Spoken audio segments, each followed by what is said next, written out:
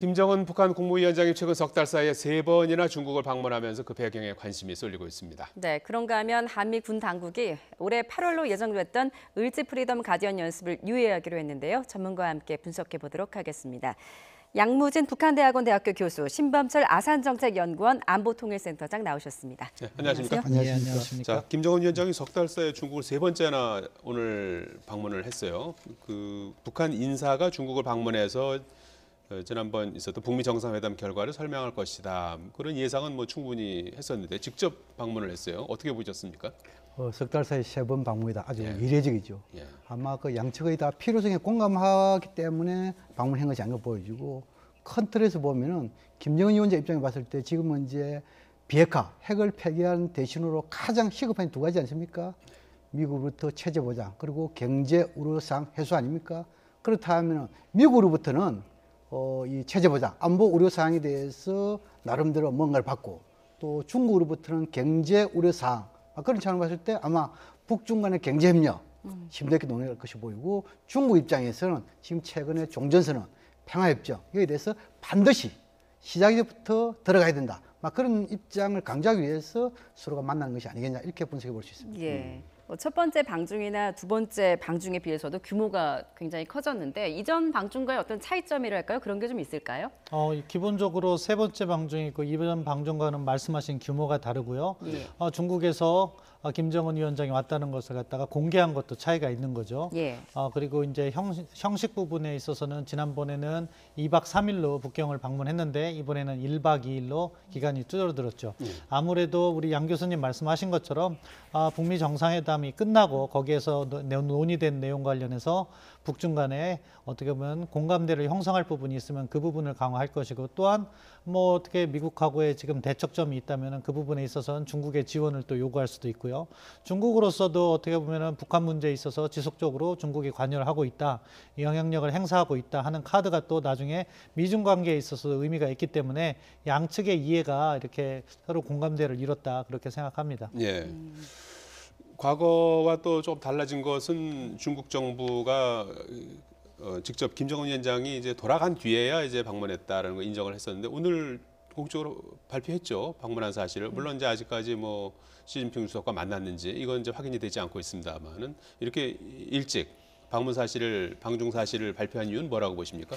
아마 이 북중 양측에서 합의한 결과 아니겠냐 이렇게 보이고, 중국 입장에서는 진짜 지금 세 차례 방문해서 더 이상 이것을 언론에 비밀로 붙이기는 어렵다, 여기에 대해서 북한을 충분히 설득하는 것을 보이고, 또 이 북한 측 입장 마찬가지로 김정은 위원장이 어차피 이 북한의 정상 국가와 또 정상 국가의 지도 상황을 국제사회에 각인시키는 것이 목적이기 때문에 아마 서로가 이 북중에 맞아떨어져 가지고 좀 더 빨리 중국에서 보도했다 이렇게 보여지고, 그러나 북한에 있어서의 보도는 아마 들어가야 보도하지 않을까 조심스럽게 전망해 볼 수 있습니다. 예. 이게 이제 북미 정상회담이 열린 지 일주일 만에 또 방중이고, 또 폼페이오 미 국무장관이 또 방북한다고 하지 않습니까? 그 전에 또 김정은 위원장이 중국을 간 것이기 때문에 이제 향후 이 북한의 비핵화 행보에 어떤 영향을 미칠지 굉장히 관심인데요. 어떻게 바라보시나요? 일종의 패턴이 만들어지는 것 같아요. 예. 보면은 항상 김정은 위원장이 중국을 방문하고 그 주에 폼페이오 국무장관이 왔습니다. 2번 그랬는데 이번에 또 주말 이전에 폼페이오 국무장관이 온다면은 그런 패턴이 만들어지는 것이고, 폼페이오 장관은 자기가 조기에 방북을 하겠다 이미 발표를 한 바가 있습니다. 예. 결국에는 비핵화 협상, 그러니까 지난 6월 12일 날 김정은 위원장과 트럼프 대통령이 포괄적 합의만을 한 상황이기 때문에 후속 협상이 상당히 중요한 의미를 지니게 돼 있습니다. 거기에서 비핵화 시간표라든가 구체적인 조건들에 대한 합의를 해야 되는데, 그 부분에 있어서 북한과 중국 간에 어떻게 보면 의견 조율을 하고 미국을 상대하는 북한의 일종의 협상 전략이라고도 볼 수 있겠고요. 미국으로서는 그러한 북한이 달갑지만은 않을 수도 있습니다. 특히 중국의 부정적인 역할에 대해서 우려를 표했고, 2차 정상회담 이후에도 트럼프 대통령이 시진핑 주석을 월드 클래스 포커 플레이어, 세계적 수준의 포커 플레이어, 이러한 관여를 조금 불편하게 생각하는 부분이 있었는데, 이러한 과정을 통해서 북한은 자신들의 협상력을 증대시키고 있다. 그 점은 우리가 주목할 부분이 있다고 생각하고요. 아무튼 폼페이오 국무장관이 주말경에 북한을 방북해서 김정은 위원장을 만나고, 또 카운터파트가 지금 정해진 상황이 아닙니다. 미 측은 폼페이오 국무장관이 나간다고 했는데 북측은 아직 그 상당한 인사라고만 했지 누가 될지 모르겠는데 아무래도 김영철 통전부장에서 이제는 리용호 외무상으로 옮겨가는 과정이라고 생각되는데 그러한 협상이 잘 진행되면 북한은 북한 나름대로 자신의 협상력을 확대해 놓은 상황에서 미국은 또 자신의 입장을 또 전달하면서 이제 결국 양측의 안이 만들어지는 그러한 과정이 아닐까 생각합니다. 네. 지금 그 북한에 대한 제재 완화 이번에 김정은 위원장이 중국을 방문한 목적 중에 하나가 물론 이제 북미 회담에 대한 어떤 설명 이런 것도 이제 있겠습니다만은 경제적인 제재 완화를 얻기 위한 거다 이런 말씀을 아까 해주셨는데 지금 중국 같은 경우에는 그 직항 노선도 개설을 했고 여행 상품도 만들어 놓고 상당히 부분적으로 제재를 완화하고 있는 그런 상황 아닙니까? 그렇습니다. 지금은 이제 이 북한이 완전한 비핵화 이 조치에 대해 가지고 미국으로부터 또 국제사회로부터 얻고자 하는 목표는 두 가지 정해져 있지 않습니까? 첫 번째는 안보 우려사항 해소, 두 번째로는 경제 우려사항 해소 두 가지겠죠. 예. 지금 이제 안보 우려사항에 대해서는 중국하고 크게 관계는 없지만 한국과 미국 지금 이제 한미 군사훈련 여기에 대해서 유예 중단 이렇게 지금 나오고 있지 않습니까? 또 그리고 여기다 플러스 해가지고 종전선언이라든지 평화협정 이게 있겠죠. 예. 근데 지금은 이제 경제 우려사항에 대해서는 아마 지금 트럼프 대통령뿐만 아니고 폼페이오 장관도 일전에 북한이 비핵화에 대해서 20% 이상 어느 정도 불가역적으로 간다 하면은 예. 경제 제재 해소할 수 있다. 또 있고 더 나아가서 미국이 직접 경제적인 이런 지원, 투자 이건 어렵지만도 민간금을 할 수 있고 더 나아가지고 북한과 가까이 있는 한국, 일본, 중국 여기에 대해서 경제적인 협력할 수 있다 이렇게 얘기했죠. 예. 이렇게 두 가지 사항을 놓고 볼 때 아마 트럼프 대통령 입장에서는 상인의 기직이 있기 때문에 역할 분담. 다시 말해서 미국은 안보 우려 사항에 대해서 북한에 해소함을 해가지고 비핵화를 촉진시키고 중국은 경제 우려 사항 해소시킴을 해가지고 북한의 비핵화를 촉진시키는 예. 그런 차원에서 역할 분담론에 의해서 지금 움직이고 있지 않을까 이렇게도 분석해 볼 수 있습니다. 예, 거기 덧붙여서 20%를 가면 지금 그 경제 제재 완화를 논의할 수 있다 이렇게 언급을 하셨는데 지금 어느 정도 몇 퍼센트 갔다고 봐야 되는 글쎄 건가요? 지금 이제 우리가 보통 발을 뗀 건가요 지금? 지금 이제 비핵화하면은 예. 크게 뭐냐면은 자재, 장비, 무기, 사람 이런 게 다 뭐냐면 폐기 또는 이전 아니겠습니까? 예. 지금 이제 북한이 불능하라고 볼 수 있는 영변 핵단지, 영변 핵단지가 아니고 지금 이제 풍계리 핵실험장 폭파 해제했잖아요. 예. 지금 이제 또 그리고 뭐냐면 핵과 미사일 실험 예. 안 한다. 실험장. 여기까지는 지금 드러나고 있죠. 아직까지는 뭡니까? 현재 핵, 영변 핵단지 여기에 대해서 중단된 것인지 활동하고 있는 것인지 예. 여기에 대해 전혀 없고 또 중요한 것이 뭡니까? 미래핵과 관련돼 있어가지고 동창리 아주 대규모의 미사일 실험 발사체 또 그리고 이 심포 여기서 SLBM 수중 탄도 미사일 발사체 이런 것도 있지 않습니까? 네. 이런 점 봤을 때 지금 문제는 한자 시작에 불과하다 이렇게 볼 수 있겠죠. 네. 예. 그런데 이제 중국과 북한은 이렇게 좀 가까운 모습을 보일수록 트럼프 미 대통령의 속내는 좀 편치는 않을 것 같아요. 그 과거에도 뭐 중국 배후론 같은 걸 또 제기하지 않았었습니까? 그리고 현재는 또 미중 간의 무역 전쟁이 지금 본격화하고 있고요. 어떻게 생각하십니까? 뭐 마찬가지라고 생각합니다. 트럼프 대통령 불편해할 겁니다. 하지만 그것이 또 북한과 그 협상을 함에 있어서 북한은 자기 나름대로의 레버리지를 그러니까 협상력을 제고하기 위한 행보라고 볼 수 있고 미국은 그것까지도 감안하면서 협상을 해야 되는 거죠. 아무튼 구체적인 내용 부분에 있어서 어떻게 나타날 것인가는 이제 폼페이오 국무장관이 평양에 가면 과연 제일 중요한 시간표가 합의가 되느냐 예. 그리고 그것이 나온다면은 비핵화 과정은 잘 진행될 거라고 생각합니다. 그런데 폼페이오 국무장관이 이번에 또 들어갔는데도 그러한 시간표가 합의되지 않고 다시 한번 원론을 반복한다면은 이 협상은 상당히 길어질 우려가 있고 그렇다고 보면은 미국 입장에선 중국 배후론이 다시 나올 수밖에 없죠. 말씀하신 것처럼 지금 미국과 중국 간의 무역 전쟁이 심화되고 있습니다. 예. 미국이 500억 달러 관세를 하니까 중국도 대응 관세를 했는데 트럼프 대통령이 4배 그러니까 2천억 달러에 상당하는 관세를 또 부과할 수 있다 이렇게 이야기하고 있는 아주 중대한 지금 대결 과도에 있는데 그렇기 때문에 북한 문제가 중국으로서는 또 카드가 될 수 있기 때문에 예. 그렇기 때문에 지금 김정은 위원장의 방중이 중국으로서는 아주 즐거운 일이라고 생각합니다. 미국으로서는 불편한 일이 되겠죠. 예. 예. 이 한편으로는 이제 김정은 위원장 입장에서는 우리의 뒤에는 중국이 있다. 이제 이런 걸 지금 뭐 보여주는 그런 효과가 있는 거 아니겠습니까? 우리 정부나 청와대 입장에서는 어떤 입장일까요? 그래서 이제 이 충분히 그렇게도 볼 수 있습니다. 예.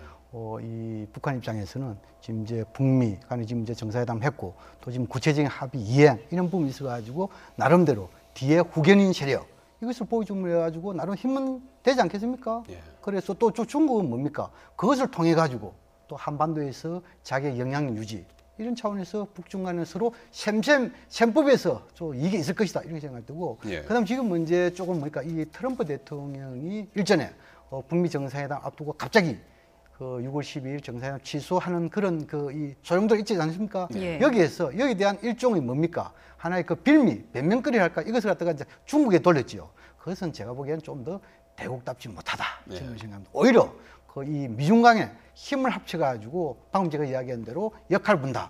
예를 들어가지고 미국이 북한에 대해서 경제 제재를 해제 이렇게 하려면은 행정부에서 할 수 있는 권한도 있지만도 의회의 적극적인 지지와 협조가 필요할 때 있단 말입니다. 예. 그건 시간이 많이 걸리겠죠. 예. 그런 차원을 봤을 때 아마 중국과 미국이 역할 분담을 해가지고 트럼프 대통령 입장에서 행정부 차원에서 안보 우려사항, 한미군사훈련 이런 부분에 대해서 해소를 해주고 또 중국은 이 경제 우려사항 이렇게 하면 서로 윈윈 되는 거 아니겠어요? 예. 그래서 좀 더 대국다운 지도자 이렇게 크게 봐야 되는데 좁게 지금 이제 뭐 북중 간의 만남 때 가지고 이것이 혹시나 북한의 비핵화를 늦추는 것이 아니냐 이렇게 보는 보다도 오히려 북한의 비핵화를 촉진시키는 방향에서 이 북중 관계를 바라보는 것이 대국다운 지도자의 모습이 아니겠느냐 저는 그렇게 생각합니다. 안보와 경제 측면에서 말씀을 해주신 우리의 역할은 그러면 어떤 우리는 부분인 뭐냐면 겁니까? 예. 과거에 보면요, 과거에 90년도도 그랬죠. 92년에도 지금 이제 그다음에 팀투표 훈련 중단한 사례가 있죠. 또 그리고 94년도에 북미 간 제네바 합의 이행 차원이 있어가지고 그 당시에도 이 군사훈련을 상당히 그 규모를 축소하고 작게 한 사례도 있습니다. 그보다 더 일찍이 90년 초반을 보면은 그 당시에 뭡니까? 이 남북관계도 잘 됐지만도 걸프전 이거 할 때도 한미 군사훈련 축소된 그런 사례가 많이 있단 말입니다. 그 당시에도 한미동맹 우리의 국방력에 대해서 전혀 이상이 없었습니다. 그래서 이번에도 지금은 이제 한미 군사훈련 이런 중단 이것은 오히려 우리의 그 군사력 국방력 약화 이런 것이 아니고 오히려 북한의 비핵화를 촉진시키는 거 해가지고 한 번 더 긴장을 완화시킨다. 그런 쪽에 좀 큰 틀에서 접근이 필요하고 특히나 지금 상황에서 우리는 이미 문재인 대통령이 이야기하지 않습니까? 한반도 문제에 있어가지고 이 한반도 운명의 주인은 우리다. 예. 그 차원에서 중재자도 뭡니까? 한반도 운명의 우리가 결정한다는 차원에서 창조적인 대안을 제시한 거 아닙니까? 여기에 플러스 하나 더 있어요. 지금 문제는 뭡니까? 운전자, 중재자, 플러스 보증자 역할까지 해야 되나요? 보증자라는 뭐냐면 아직까지 북미 간에 경제와 체제 일부분이 있어가지고 법적 제도적인 장치가 마련 덜 됐지 않습니까? 예. 그때까지는 말로써 신뢰로서 보증을 해줘야 되거든요. 북한에 대해서는 미국의 체제 보장에 대한 보증자가 돼야 되고 예. 미국에 대해서는 북한의 비핵화에 대해서 보증자가 되기 때문에 문재인 대통령 어깨는 더욱더 무거워질 수밖에 없다. 예. 그런 생각이 듭니다. 예. 이런 가운데 이제 문재인 대통령이 모레부터 러시아 방문을 합니다. 남북 정상이 그러니까 중국과 러시아 정상과 연이어 이제 소통을 하는 건데 우리 입장에서는 러시아 그 정상과 만나 어떤 점들을 좀 꾀할 수 있을까요? 큰 틀에서는 한러 관계의 발전 그리고 중점적으로 논의할 것은 북한 비핵화 과정에 있어서의 한러 간의 협력 이런 부분이 핵심 안건이 되겠죠. 러시아 역시 지금 현재 상황에서는 한 발 물러서 있는 것으로 보이지만 그럼에도 불구하고 안보리 상임이사국이고요. 북한 핵 문제에 있어서 일정한 영향력을 행사할 수 있는 지분이 있다 그렇게 평가를 합니다. 예. 그리고 또 한국과 러시아의 협력도 북한을 끼고 남북러 그러한 경제 협력이 발전될 경우 북한의 변화를 촉진시킬 수 있는 그러한 긍정적인 요인도 있는 거죠. 그러한 부분에 있어서 폭넓은 신뢰 구축 및 그런 비핵화 프로세스의 기여 이런 부분이 논의될 거라고 생각하고요. 다만 앞서 양 교수님께서 말씀하신 부분 우리 정부의 역할인데 너무 그러한 용어 중재자 뭐 이런 거 뭐 보증자 이런 용어에 집착하다 보면 사실 실체를 바라보기가 어려운 부분이 있기 때문에 예. 현실적으로 우리의 역할이라는 것은 대화를 촉진시키고 하는 부분에 조금 중점을 두고 북한에 대해서는 비핵화에 대한 강한 목소리를 내야 된다고 생각합니다. 예. 예. 자, 러시아 방문해서 문재인 대통령은 이제 어떤 그 대화를 나눌 수 있을까요? 한 가지 문제 이제 우리 신 박사님 좋은 말씀했는데 지금 이제 그 한러 간에는 이미 러시아는 육자회담 참여국이고 또 육자회담에 있어가지고 동북아 이 안보 평화 협력의 의장국이죠. 또 그리고 지금 이제 이 남북러 여러 가지 그 나진 하산 프로젝트라든지 북방 경제 이 부분들이 러시아가 상당히 중요하고 특히나 한반도와 접경 이르기 때문에 아마 러시아의 그 이 한반도에서 나름대로 중요성 여기에 대해서 많은 대화를 할 것이고 또 특히 그 이 북한의 비핵화 여기에 대해서 한나간 협조를 하고 비핵화가 어느 정도 진전되면은 남북러 나진 하산 프로젝트 이것을 갖다가 본격적으로 가동하자 이 정도 협력 사업에 대해서 주로 이야기하지 않을까 저는 그렇게 생각합니다. 예. 네. 이제 김정은 위원장이 방중을 한 뒤에 중국에서 돌아오면 이제 아까 말씀하셨듯이 이제 미국의 폼페이오 국무장관을 만나게 됩니다. 이 자리에서 어떤 구체적인 비핵화 로드맵 아까 말씀하셨듯이 좀 구체적인 것이 나와야 된다라고 하셨는데 어느 정도 수준까지 북한이 좀 내놔야 된다고 생각하십니까? 기본적으로 시간표가 나오면 저는 된다고 생각합니다.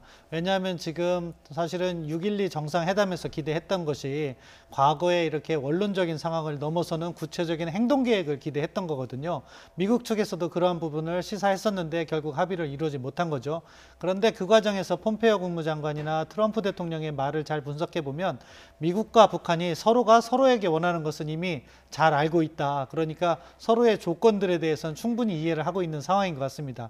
그럼 그러한 조건들을 어떻게 맞추어서 언제까지 주요한 조치를 할 것인가? 폼페이오 국무장관은 엊그저께도 2년 반 내에 그러니까 트럼프 행정부 1기 내에 주요 비핵화 조치를 하겠다 이런 이야기를 했는데 그런 부분에 있어서 북한과 합의를 해낼 수 있다면은 이러한 비핵화의 행동적 조치들이 가시화되는 거죠. 그럼 그 다음 단계로 자연스럽게 이행의 문제로 넘어갈 수 있기 때문에 어떻게 보면은 비핵화가 잘 진전된다고 볼 수 있겠습니다. 그런데 만약에 이번에도 그러한 시간표가 나오지 않는다면 다시 원론으로 돌아가는 것이고 이러한 대화가 계속해서 반복하게 될 경우에는 서로에 대한 신뢰만 상실되게 되고 다시 비핵화는 원점으로 돌아갈 수 있기 때문에 이번에 북한이 정말 진정성 있는 자세로 나온다면은 시간표 정도는 합의해 줄 수 있다 그렇게 생각합니다. 예. 자, 지난 17일 통화한다고 하지 않았습니까? 트럼프 미 대통령이 김정은 위원장하고요. 아직까지 통화가 안 된 겁니까? 아니면 불발된 겁니까? 그래서 지금 이제 예. 이 남북 간에도 한라인 설치되어 있지만도 정상의 만남이 있었는데 예. 한라인 실질적으로 가동되지 않았죠. 뭐 이것이 기술적인 문제 있는 것인지 누구에게 책임 있는 건지 그건 좀 따져봐야 되겠지만도 북미 간에도 일단 전화번호를 서로 주고받은 것이지 구체적으로 한라인 직통전화 이 설치 운영에 대한 합의서는 아직 채택이 안 된 상황이었죠. 예. 그래서 아마 이 부분에 대해서는 조금 트럼프 대통령이 앞서 나간 것이 아니겠냐 이런 생각하고 정상적으로 하려면 과거의 냉전 시대도 보면은 미국과 소련 간에 영국과 소련, 프랑스와 소련 이 간에도 한라인 설치에 대한 설치 운영에 대한 협조 이런 협약이 있었지요. 그런 것이 있어야만이 좀 더 뭡니까 기술적으로 담보 보장이 된다. 지금은 아직까지 그런 단계는 아니다. 그래서 양측 간의 전화 통화 아직까지 안 했을 가능성이 높다. 저는 그렇게 보고, 그다음 지금은 이제 우리 신문에서 이야기했는데 이번에 이제 폼페이오 장관이 네. 이 북미 간에 고위급 회담이 열린다 하면은 가장 중요한 부분이 결국 뭐냐면은 체제 보장과 비핵화에 대한 이행 시간표, 압축된 시간표 필요하고, 그다음에 뭐냐면 이행에 대한 원칙, 그다음 또 뭐냐면은 신고, 사찰, 검증에 대한 방법. 하나 더 추가한다 하면은 초기 단계 이행 대상을 뭘 할 것인가. 저는 그것이 상당히 중요하다고 생각하고, 지금 이제 폼페이오 장관 이미 2년 내에 이것을 할 수 있다, 해야 된다 이렇기 때문에 아마 이번에는 그렇게 할 것이 보이고, 또 그렇게 할 것이라고 나름대로 좀 더 뭐랄까 토대를 할까요? 이거 보면은 비록 지난 6월 12일 북미 정상 간의 공동성명에서 합의 사항은 4개항밖에 없지만도 이 트럼프 대통령의 기자회견이라든지 북한의 보도를 보면은 구두상의 합의가 상당히 많은 것을 우리가 알 수 있는 거 아니겠습니까? 그런 측면을 봤을 때 아마 조만간에 이런 북미 고위급 회담하면 방금 말씀한 대로 그런 몇 가지 정도의 이런 합의사항은 나올 것이다. 저는 그렇게 생각합니다. 예. 이제 두 분 다 이제 좀 긍정적으로 이제 전망을 하시는데 그 북미 한라인과 관련해서는 김정은 위원장이 방중이 계획돼 있기 때문에 중국을 방문한 다음에 이제 통화를 할 게 아니냐, 그것 때문에 좀 미뤄진 게 아니냐는 관측도 있거든요. 그거에 대해서는 어떻게 좀 보십니까? 모르는 상황에서 모든 가능성을 열어놔야 되는 건데, 저는 기본적으로 트럼프 대통령이 그 질문을 받았을 때의 분위기를 보면은 그냥 어떻게 보면은 조금 앞서 나가서 이야기를 한 것 같습니다. 예. 왜냐하면은 주말에 뭐 할 거냐 이런 질문을 받았을 때 김정은 위원장과 통화한다는 식으로 이야기를 했는데 그 뒤에 구체적인 설명은 하지 않았거든요. 사실은 정상 간의 통화라는 것은 공식적으로 하려면은 비화기가 설치돼야 되고 서로 프로토콜이 준비되어야 됩니다. 그런 부분에 있어서 아직 시간이 부족했다고 생각하고요. 예. 그렇기 때문에 그 부분은 시간이 조금 더 걸릴 것이다 그렇게 생각합니다. 예. 자, 이와 관련해서 강경화 장관이 언급한 부분인데 잠깐 그거 듣고 추가로 질문 이어가도록 하겠습니다.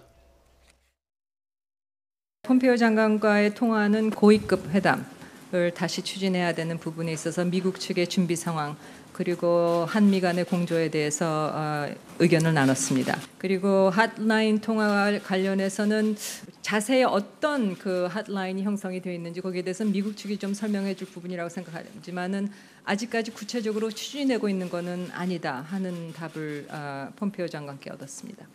구체적으로 추진되는 건 아니라는 얘기죠. 자, 오늘 한미연합훈련을 유예하기로 했어요. 뭐 중단 이렇게 표현하는 데도 있고 유예 이런 표현인데 국방부에서 유예라는 표현을 선호하는 것 같아요. 이 어떻게 다른 겁니까? 뭐 일단 조건부 예. 중단이다 이렇게 보면 되겠죠. 예. 예를 들어 가지고 대화가 남북 대화, 예. 북미 대화 이 대화만 하는 와중에 이 중단한 것이 아니고 대화의 선상에서 뭔가 북한이 비핵화에 대한 진전 이거 상에서 중단한다는 거거든요. 그렇기 때문에 저는 뭐냐면은 이번에 그 UGF, 그 UFG 이 훈련에 대해서는 아마 한미 간의 충분한 사전 조율을 해가지고 이것이 북한의 비핵화를 촉진시키는 촉진제 역할을 할 것이다. 다시 말해서 한미 간에 이렇게 그 국가보위 훈련을 중단함을 해가지고 북한으로부터 예를 들어가지고 동창리 미사일 발사체 이런 데 해체할 수도 있고 또 그리고 이제 심포, SLBM 수중탄도 미사일 발사 이것도 해체할 수 있고 더 나아가지고 혹시나 잘 되면은 지금 이제 영변 핵단지 내 가지고 IAEA 사찰단이 아니더라도 한국과 미국 육제회담 참여국들로 구성된 아마 이런 그 일종의 사찰단이 할까요? 이런 것을 복귀를 허용하는 그런 조치까지도 가지 않을까 조심스럽게 전망해 봅니다. 우리 군도 뭐 상응하는 조치를 기대하고 있다고 하는데요. 어떤 조치들을 기대할 수 있겠습니까? 그 말씀하신 뭐 예. 북측의 비핵화에 성의 있는 조치들인 거죠. 예. 지금 우리 양 교수님께서는 일단 행동으로서 그러니까 핵시설 관련해서 그 활동 중단이라든가 폐기라든가 그런 조치를 말씀하셨고 저는 이왕이면은 사실은 북한에 대한 신뢰 구축 조치로서 먼저 연합군사 훈련을 갖다가 중단 유예한 것이기 때문에 북측도 비핵화에 대한 아까 말씀드린 그런 포괄적 틀을 합의해주는 성의 있는 조치가 필요하다고 생각합니다. 기본적으로 현재는 하나하나의 액션보다는 큰 틀을 그러니까 프레임이라고 하잖아요. 그 비핵화의 큰 틀을 만들어 놓고 그 다음 단계에서 이제 이행을 할 수 있는 그런 접근을 하는 것이 비핵화 시간을 단축할 수 있기 때문에 자칫 북한의 행동 하나만을 하다 보면 이게 살라미처럼 시간만 길어질 수가 있기 때문에 이번에 폼페이오 장관이 방북하게 된다면은 비핵화의 시간표 그 틀을 만들어 주는 것이 가장 성의 있는 조치다 그렇게 생각합니다. 예, 예. 잘 들었습니다. 예, 지금까지 양무진 북한대학원대학교 교수, 신범철 아산정책연구원 안보통일센터장이었습니다. 고맙습니다.